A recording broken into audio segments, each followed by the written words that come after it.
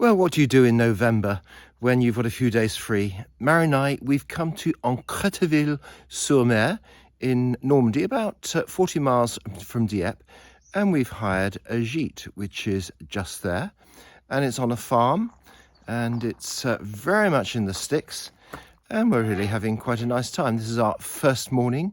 It's a rather dull grey day, but it is November, so what would you expect? And we're going to go and look at some of the little ports. We're going to go into Fécamp and see what this local area is like. We'd very much like it if you would come and have a look with us. So, onward we go. That's the farmhouse that the owner lives in over there. It looks really rather quite nice, doesn't it? Well, a suitable distance from ourselves. And the gîte that Mary and I are staying in is this one. Let me take you on a little tour just to show you what's inside. Well, there's Marion, but more to the point, it's got a nice little lounge area. Perhaps one of the nicest features of this particular gîte is the conservatory. I'm not quite sure whether you call it a conservatory, but has a lovely little garden room. Yes, garden room, says Marion from the distance. So this is where you can sit. The only thing is, it seems that the seats are sort of all metal, so whether one wants to sit for any lengthy period on them is another question. And then they've got a sort of mezzanine bedroom up here. Let me take you and show you this mezzanine bedroom, which is very warm because all the heat rises up here. So when you go to bed, it's really very nice and toasty and cozy. But that's the upstairs bedroom they have. And it's got a third bed there. There's the lounge area.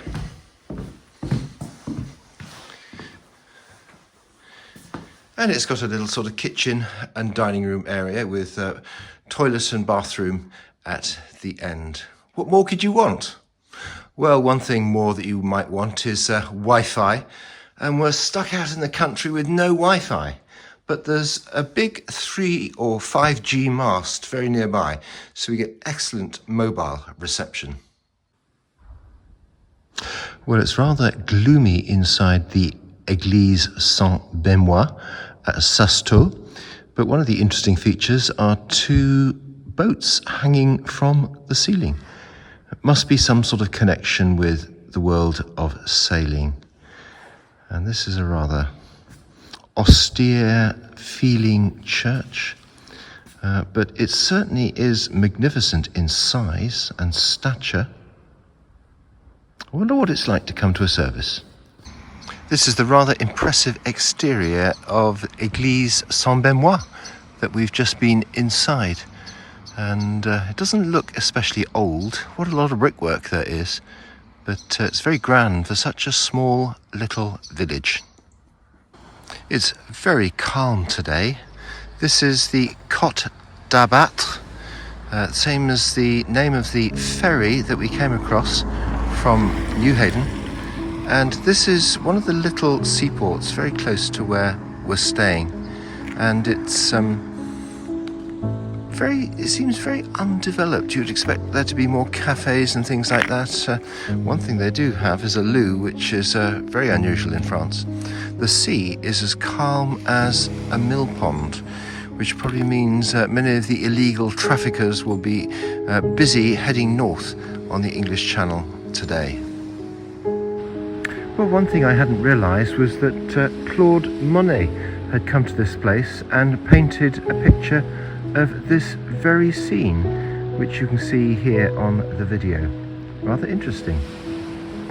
Sometimes you need some heavy equipment just to do a little bit of gardening. And there's a little house there, and Mary and I were speculating that wouldn't be a good place to bring Jesse on holiday. I think we'd live in perpetual fear he would fall out and tumble over the edge. What do you think?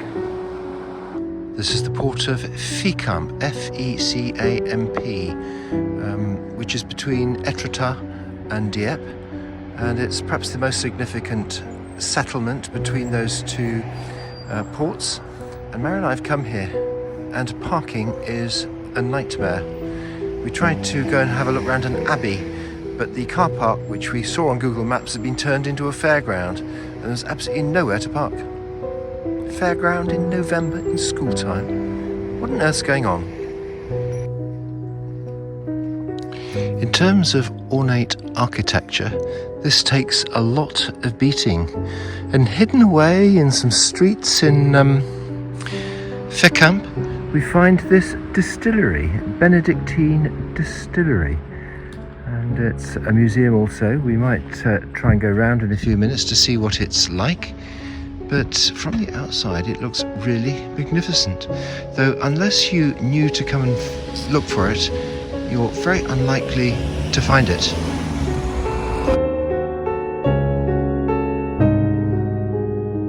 This is the promenade and seafront at Fécamp, and it's a very dull grey November day, but one thing is the sea is as calm as a mill pond, not a whiff of wind in any direction. So unfortunately this stillness has meant that the fog has not got blown away. But Fécamp seems a sort of rather dour, unexciting place. It seems a little bit, for want of a better word, a little bit dead, a little bit moribund. Not much life here. Perhaps it's just because it's November. Nevertheless, Mary and I have come here and we must make the best of it.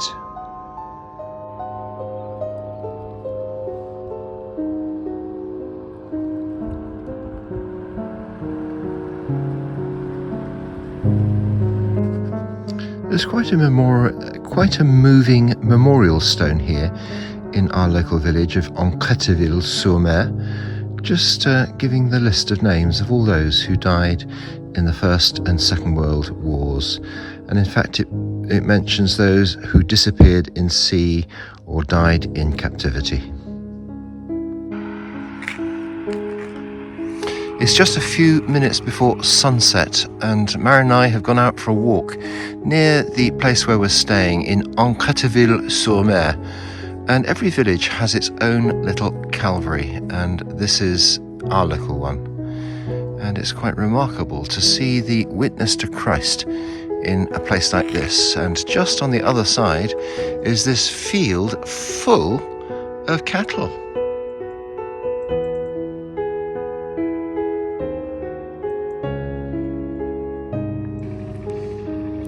This is Etretat, a well-known resort on the North French coast, and Mary and I have come here. It's the 6th of November. We've just heard that Donald Trump has become President of the United States, and we're hoping to climb up that pathway over there. And this is two 70-year-olds, perhaps we're being a bit over-ambitious, but at the top there's supposed to be a very interesting garden to go and have a look at. So we're going to go and see what we can find. And as you walk along the seafront, you see a number of paintings by Monet with the view that he actually painted. And when you bear in mind there's something like 140 years old, it shows how little the actual seafront has changed. Well, this is a rolling platform that the residents and tourists who came to Etretat used to use to get into the sea. But I really wonder, why couldn't you just run in and plunge in? That's what most people do today. Why a great contraption like that? Why do they regard it as necessary? Gosh, I'm puffed out walking up the steps to come to this so-called tourist site. And there's Marion. I suspect she's fairly puffed out as well. In the distance is Hotel Normany, which is at the centre of the picture you can see, which is the nicest hotel in Etretat. And Mary and I, we came and stayed there, and right in the middle we had a room with a balcony looking over the bay, and it was wonderful. We don't quite know how we managed to get that particular room, but I'm sure we paid for it, but it was very nice. Well, after a long climb, we've got to the guichet for the Jardin de Etretat, and quite what lies ahead, we're not sure, but we're going to go and have a look and see. Not too many times you get the opportunity to come to a place like this. So even though being November, not the best time of year for flowers and slightly overcast, nevertheless, we'll go and see what there is to see. Well, these are the Jardin d'Etretat, and a lot of privet, a lot of holly, a lot of shaped bushes, some green domes which I think are rather like people's faces. In the distance below there is the city, and they seem quite extensive. It costs for two people like us to come in €26, so it's not cheap. I hope we're going to get our money's worth. I'm sure we will. Let's go and have a look. Well, look at this gentleman. I wonder why he's poking his tongue out. In fact, there seem to be a number of gentlemen here, all of whom seem to have expressions that are of a dubious nature. The gardens of Etretat are like a maze, and it's full of these little narrow paths snaking their way through this rather intriguing garden, and you never quite know where you are, but you often seem to come across these particular guys. Not very happy, are they? I really don't know what they're trying to say. Well, I was gasping for a coffee, saw the cafe on the map, came here, and it's shut. Oh dear.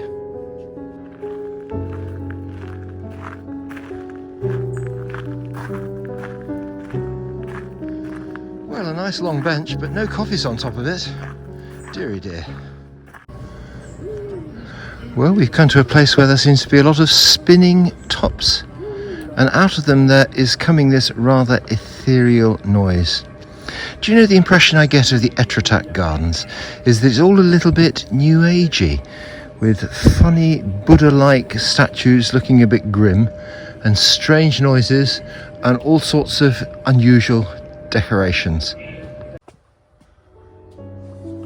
Well, don't come to the Etretat Gardens if you don't like lots and lots of steps, because wherever you go there seems to be yet another staircase to climb.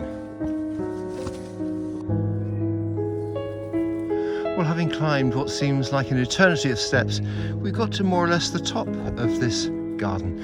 It does seem to have a sort of oriental feeling, so if you're in the middle of Hong Kong, you wouldn't have been surprised to come across a garden rather like this. Even the shape of the buildings has a slightly oriental feel to it. Are those potatoes on top of those skewers? Surely not. Marion tells me they're pebbles. Always good to have Marion to put me right on these things. And from up here you see the terraces of various forms of bush. I think you call it topiary.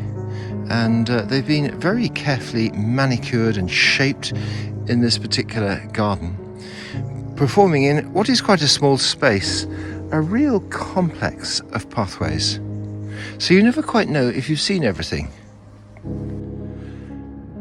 Walking around these gardens, rather unexpectedly, one finds a little calvaire or cross in them, and with this sort of oriental eastern meditative approach with all sorts of funny faces, shapes, it's not the sort of spirituality you would expect to find here. Nevertheless, it is what it is, and don't those hedges just look amazing?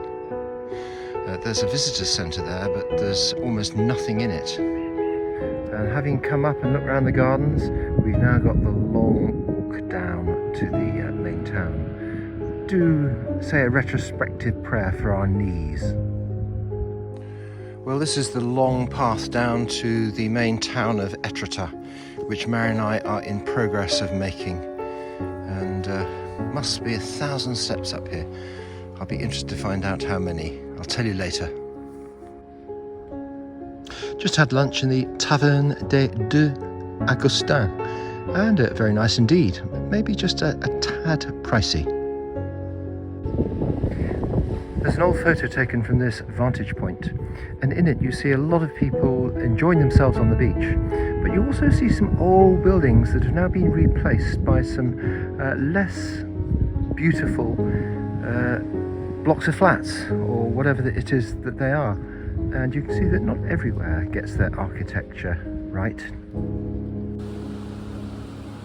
On another grey November day, the 7th, Mary and I have come to Veules-les-Roses, which is just between Saint-Valery-en-Caux and Dieppe. So it's supposed to be a very pretty little place, but the tourist season in November is a little bit flat. But nevertheless, it's still quite pleasant. Haven't found any Monets yet. Well, when you look at the cliffs of this part of the Normandy coast, you realise why the Normandy invasions in 1944 didn't take place anywhere near here, because the cliffs are just unrelenting, apart from a few tiny little ports which would have been very highly fortified. There would be nowhere to get ashore.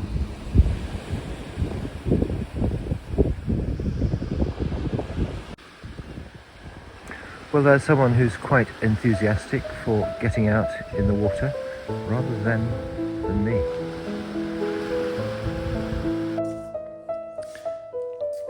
This is the little church in the centre of Veules-les-Roses. It's a very pretty little church. It's supposed to be at the end of the 12th and beginning of the 13th century in terms of when it was built. It's a bit TARDIS-like. It doesn't look all that big from the outside, but you come in and it's huge.